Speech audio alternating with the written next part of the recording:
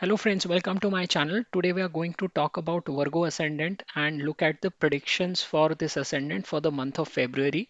So during February for Virgo Ascendant, the Ascendant Lord Mercury is going to transition through the fifth house where it is going to combine with Sun, which is going to be a very good placement for you.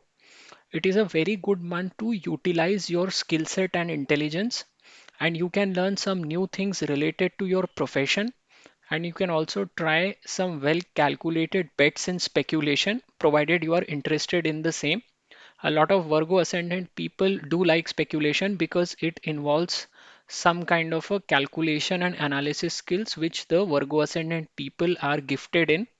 The best time frame for making gains in the speculation is from 20th to 22nd of February, since the Mercury is also the 10th house lord, and the 10th house lord moving to the 5th house, which also means that you will face some kind of an unexpected hurdles in your profession, and the best way to deal with these is to upgrade your skill set by learning new things or enrolling in the courses that are related to your professions. If you are in the middle years of your life and if you have kids, then this is also a month to spend quality time with them, especially between 7th to 9th of February. Venus is passing through the 6th house, which means that you can earn money through providing services that are related to money financing business, or if you are associated with accounting domain or banking related industries. All the three sectors will see a good inflow of money in the month of Feb. Mars is going to remain stationed in the ninth house and it is going to aspect its own house. So you will see yourself inclined towards religious activities in this month, and 17th and 18th February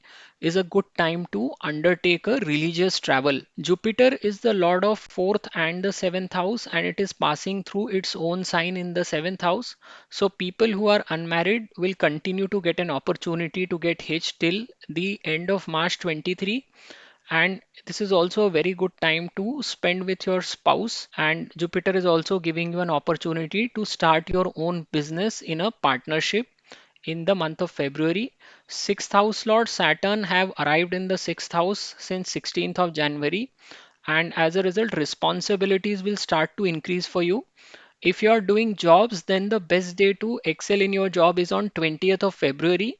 Saturn is also the Lord of Education, and if you are a student, then this month will be very good for you, especially between 7th to 26th February. Rahu is in the 8th house and it will continue to create troubles for you, especially with the speech of your spouse, which will make you hurt, and some kind of a confusion will prevail with your in-laws till the time Rahu is posited here.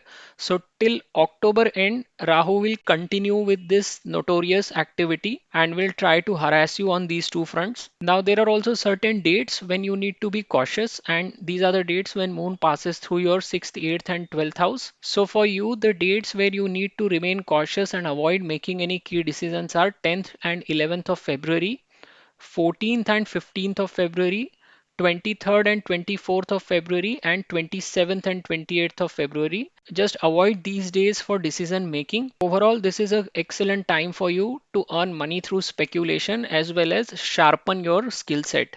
So that's the summary for you for this month. I would request you to subscribe to my channel and thank you very much for watching. नमस्ते दोस्तों, मैं अपने channel में आपका स्वागत करता हूं। आज हम देखने का प्रयत्न कर रहे हैं कि कन्या लग्न के लिए फरवरी 2023 का महीना कैसे निकलेगा।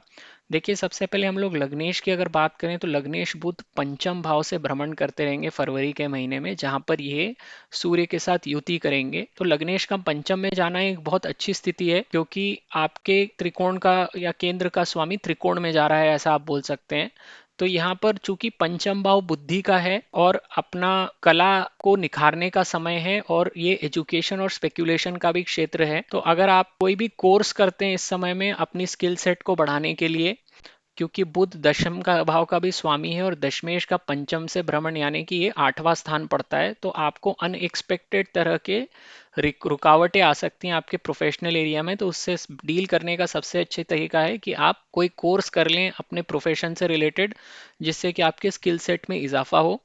इसके अलावा ये सट्टेबाजी का स्थान है, तो ये बहुत अच्छा पोजीशन बना रहा है आपके लिए पैसा कमाने के लिए फरवरी के महीने में। और जो सबसे अच्छे दिन है जब आप कोई भी कैलकुलेटेड बेट्स ले सकते हैं और पैसा कमा सकते हैं, ये है 20, 21 और 22 फरवरी।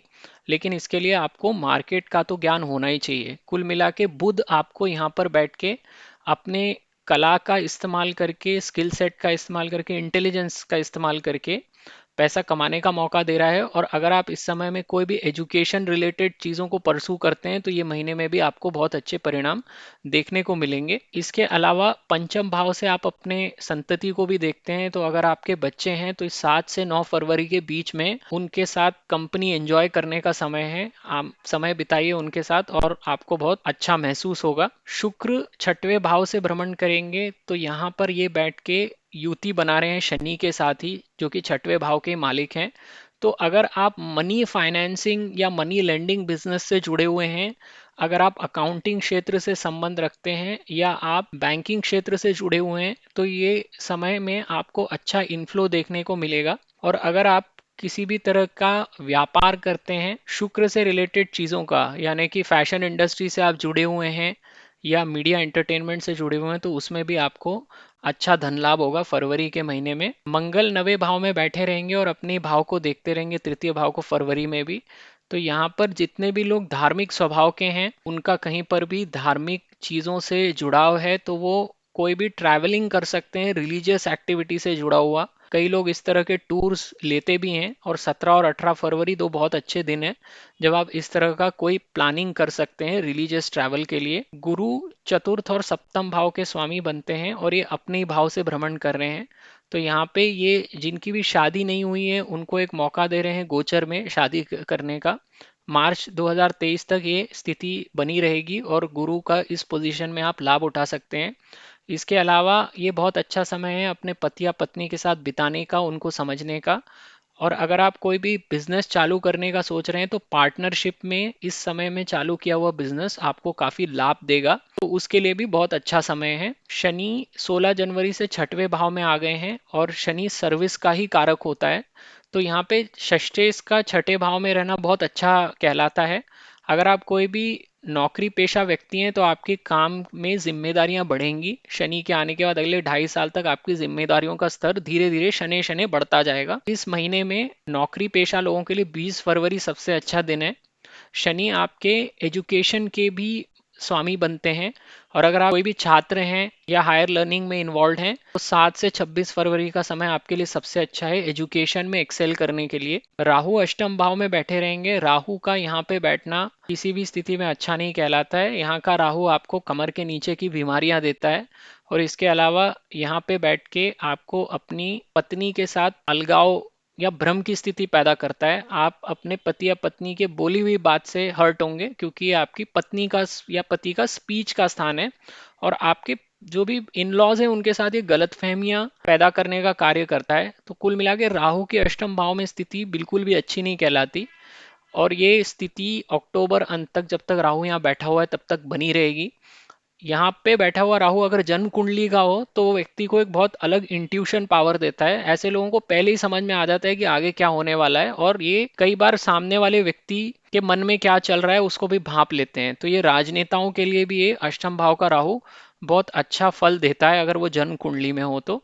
और आखिरी में आप कैसे प्लैनेट को यूटिलाइज करते हैं आपके ऊपर है। तो अष्टम राहु का एक इस्तेमाल ये भी होता है कि सामने वाले मन की बात जानने का अगर व्यक्ति प्रयास करता है तो उसको वो पता लग जाती है। अब हर महीने में आपको मैं कुछ दिन बताता हूँ जब आपको सावधान रहना पड़ता है, और ये वो दिन है जब चंद्र आपके 6, 8 और 12 से निकलता है। तो यहाँ पे फरवरी के महीने में जिन दिनों में आपको सावधान रहना है वो है 10 और 11 फरवरी, 14 और 15 फरवरी, 23 और 24 फरवरी और 27 और 28 फरवरी। इन 8 दिनों में आप सावधान रहिए और कोई महत्वपूर्ण निर्णय लेना टालिए। अगर आप ओवरऑल देखेंगे तो लग्नेश का पंचम से भ्रमण ही बहुत अच्छी स्थिति है, क्योंकि आपको सीखने के मौके दे रहा है, सट्टेबाजी से कमाने का मौका दे रहा है, कुछ अपने बच्चों के साथ समय बिताने का अवसर दे रहा है। तो कुल मिलाकर आपके लिए ये महीना अच्छा ही निकलेगा। तो ये आपकी समरी है इस महीने की। आपसे रिक्वेस्ट करता हूँ कि आप मेरे चैनल को सब्सक्राइब कीजिए और ये वीडियो देखने के लिए आपका धन्यवाद करता हूँ।